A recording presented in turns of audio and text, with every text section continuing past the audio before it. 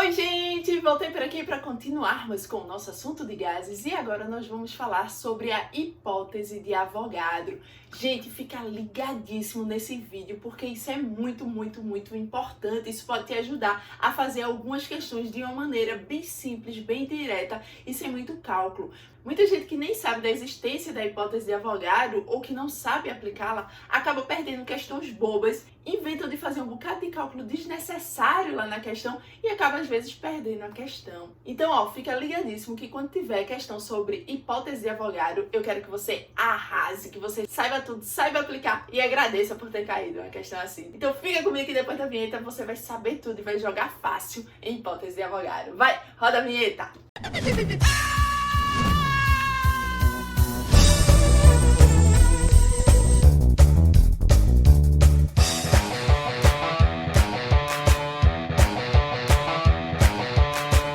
Let's go, meu povo! É o seguinte, primeiro deixa eu explicar para vocês, o que é a danada da hipótese de Avogadro.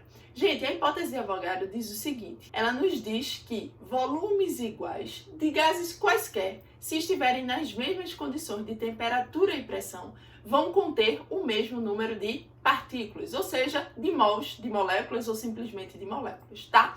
Traduzindo isso para vocês, deixa eu mostrar em uma imagem que vocês vão ver como é que é simples. Olha lá! Vê esse desenho bonitinho que eu tentei fazer aí pra vocês.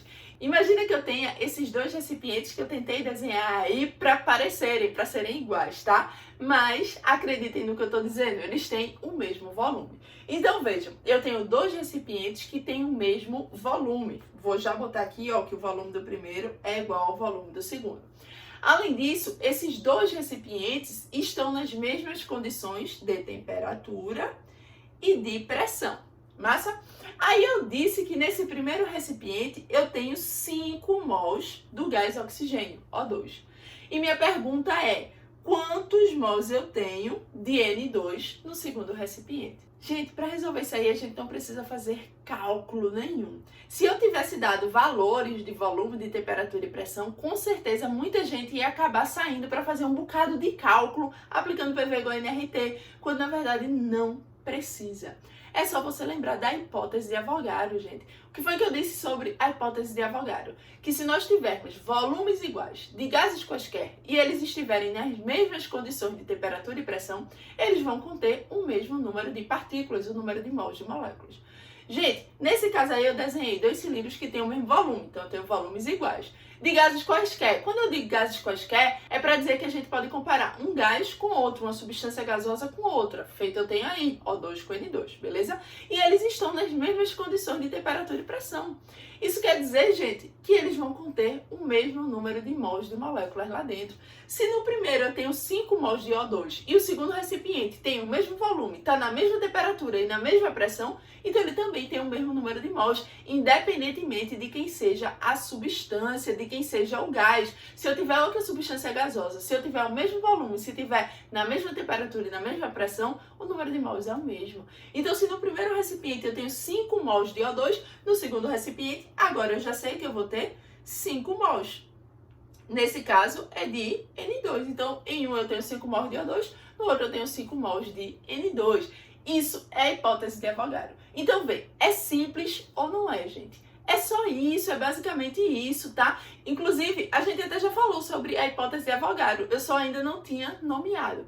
Vejam, quando a gente falou lá das CNTP, eu disse para vocês que o volume molar de qualquer gás nas CNTP era de 22,4 litros. Isso daí, gente, nós já estávamos usando a hipótese de Avogadro. Por quê? Vejam o que eu estou falando. Quando eu tiver qualquer gás, se eles estiverem nas CNTP, cada um mol dele vai ter 22,4 litros. Então, eu estou falando que gases diferentes, se estiverem nas mesmas condições de temperatura e pressão, nesse caso nas CNTP, vão ter um volume de 22,4 litros para cada mol. Isso já era a hipótese de Avogadro, gente. Olha, vamos supor que eu tivesse aqui CH4.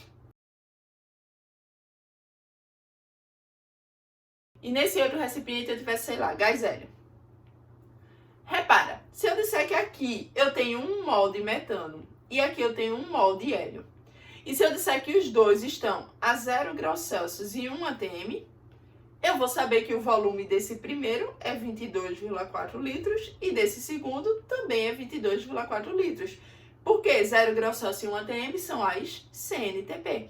E quando eu estou nas CNTP, um mol de qualquer gás tem 22,4 litros. Então isso já era Avogadro, porque eu tinha volumes iguais de gases quaisquer, eram gases diferentes, mas eles estavam nas mesmas condições de temperatura e pressão. Então eles tinham o mesmo número de partículas, 1 mol e 1 mol nos dois. Beleza? Deu para entender? Ó, dá aquele printão massa aí na tela agora que eu vou mostrar um outro exemplo para vocês verem como é que pode ser cobrado nas questões de vestibular. Dá o print? Deu? Massa. Vamos embora. Vou limpar a tela, tá? Gente, imagina que eu tivesse colocado assim para vocês, ó. Suponha que todos os balões estão submetidos às mesmas condições de temperatura e pressão. Determine a massa de gás dos balões 2, 3 e 4. Então, vejam, eu dei aí 4 balões, tá certo? Repara que os 3 primeiros balões possuem o mesmo volume e o quarto balão possui o triplo do volume. Além disso, eu disse que no primeiro tem gás hidrogênio, no segundo gás nitrogênio, no terceiro gás oxigênio e no quarto gás hélio. E eu perguntei qual era a massa no segundo balão, no caso a massa de gás nitrogênio no segundo balão, a massa de gás oxigênio no terceiro balão e a massa de gás hélio no quarto balão. E disse que o primeiro balão continha 2 mols de gás hidrogênio, beleza? Vamos lá, gente. Para resolver isso, é só aplicar a hipótese de Avogadro, bem simples e direta, sem muito arrodeio, sem muito aperreio.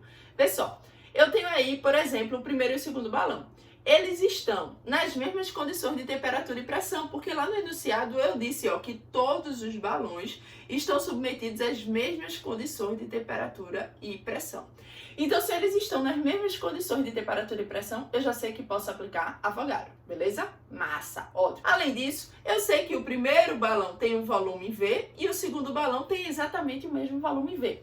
Então, se eu tenho recipientes com gases e esses recipientes têm volumes iguais e estão nas mesmas condições de temperatura e pressão, a gente tem o mesmo número de mols de gás em um recipiente e no outro. Então, vejam, galera, se nesse primeiro, deixa eu botar de laranjinha, se nesse primeiro eu tenho 2 mols, no segundo eu também vou ter 2 mols, já que os volumes são iguais. Então, aqui, ó, se N era igual a 2 mols aqui, como o volume deles são iguais, o número de mols também vai ser igual. Aqui eu vou ter N igual a 2 mols, só que nesse caso, 2 mols de N2, beleza? Mas o que eu pedi para vocês não foi o número de mols nesse segundo balão, foi a massa de N2 que está aí. Gente, como é que eu mudo de mol para massa? Para mudar de mol para massa, basta você se lembrar da massa molar. Nunca esqueçam isso, tá? Mudar de mol para massa ou de massa para mol, basta a gente saber a massa molar. Qual é a massa molar do N2? Vamos calcular aqui em cima, ó. Galera, eu dei aí na questão que cada nitrogênio tem a massa de 14 gramas por mol. Como é N2, eu tenho 2 nitrogênios. 2 vezes 14, 28 gramas por mol. Então, vejam, cada 1 mol de N2 pesa 28 gramas. Como no meu recipiente eu tenho 2 mols de N2, então qual vai ser a massa que eu vou ter? 2 mols, mas cada mol pesa 28 gramas. 2 vezes 28, 56 gramas de N2. Massa? Vamos para o terceiro balão, para o próximo. Gente, no terceiro balão nós continuamos com o mesmo volume, V, e nós estamos com as mesmas condições de temperatura e pressão. Logo, a gente vai continuar tendo o mesmo número de mols, só que dessa vez é de O2. Então, nesse caso aí, eu vou ter 2 mols de O2. Então, aqui, ó, 2 mols de O2. Achei o número de mols, só que eu não quero número de mols, eu quero massa. Então, é só mudar de mol para massa. Qual é a massa do O2? Se cada oxigênio pesa 16, que eu dei na questão, 2 vezes 16 dá 32 gramas por mol. Gente, cada 1 mol de O2 pesa 32 gramas, só que a gente tem 2 mols de O2. 2 mols vezes 32 gramas de cada mol vai dar 64 gramas de O2 nesse terceiro balão. Massa? E agora a gente vai para o quarto e último balão.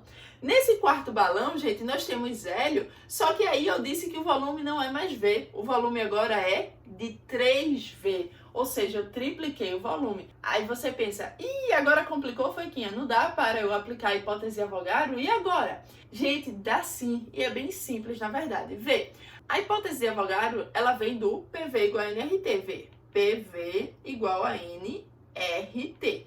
O que é que a gente nota quando olha aí para essa fórmula? Veja, Quando nós temos volumes iguais de gases que estão submetidos às mesmas condições de temperatura e pressão, repara que, como R é sempre constante, o número de mols sempre vai dar constante também.